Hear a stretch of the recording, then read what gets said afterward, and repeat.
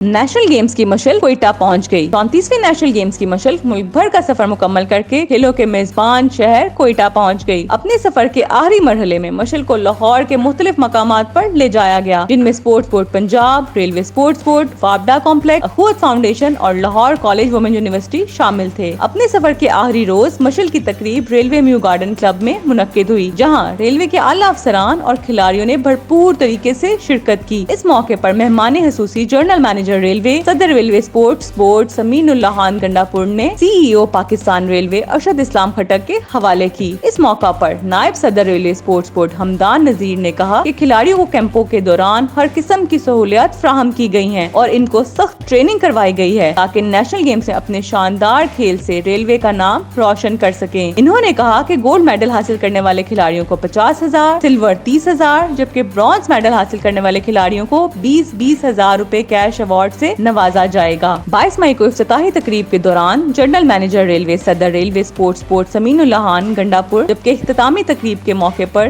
سی ای او Pakistan railway Arshad Malik کھٹک railway کی نمائندگی کریں گے۔ اخوت کالج یونیورسٹی قصور میں منعقد تقریب میں ڈاکٹر